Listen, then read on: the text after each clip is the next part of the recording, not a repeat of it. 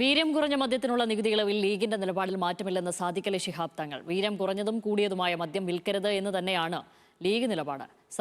സർക്കാരിന്റേതായ നയങ്ങളുണ്ടാകും. League മന്ത്രിമാർ പാർട്ടിയോട് ആലോചിച്ച് തന്നെയാണ് മുന്നോട്ട് പോകുന്നതെന്നും മുസ്ലിം ലീഗ് അധ്യക്ഷൻ പറഞ്ഞു.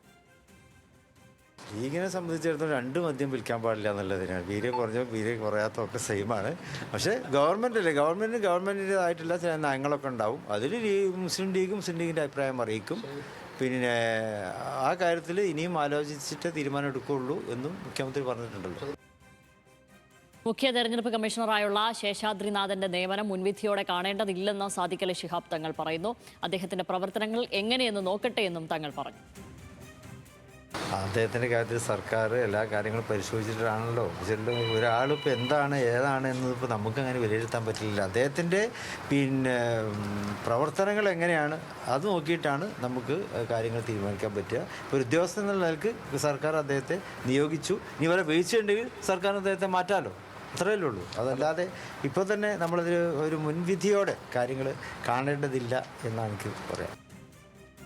ശാന്തകുമാർ വെള്ളാലത്താണ് വിവരങ്ങളുമായി ചേരുന്നത്.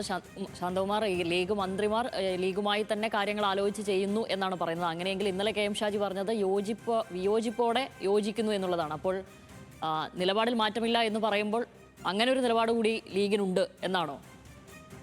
തീർച്ചയായും ലീഗിന്റെ സംസ്ഥാന നേതൃത്വത്തിന്റെ നിലപാട് തന്നെയാണ് ഇപ്പോൾ സാദിഖ് അലി തങ്ങൾ വിശദമാക്കിയിട്ടുള്ളത്. അതിലേറ്റവും പ്രധാനപ്പെട്ടത് കഴിഞ്ഞ ദിവസം കെ എം ഷാജി പറഞ്ഞതിൽ നിന്ന് വിഭിന്നമായി തന്നെയാണ് സാദിഖ് അലി തങ്ങളുടെ അഭിപ്രായം, മുസ്ലിം ലീഗിന്റെ അഭിപ്രായം. മദ്യത്തിന്റെ നിരക്കിൽ അല്ലെങ്കിൽ മദ്യത്തിന്റെ ടാക്സ് നിശ്ചയിച്ചതിലും അതിലെ വീര്യം കുറഞ്ഞതായാലും വീര്യം കൂടിയതായാലും മുസ്ലിം ലീഗിന്റെ ചില വ്യക്തമായ തീരുമാനങ്ങളുണ്ട്, നയങ്ങളുണ്ട്. അതിനനുസരിച്ച് തന്നെയാണ് മുസ്ലിം ലീഗ് പോകുന്നത്. ആ കാര്യം സർക്കാരിനെയും അറിയിക്കുന്നുണ്ട്.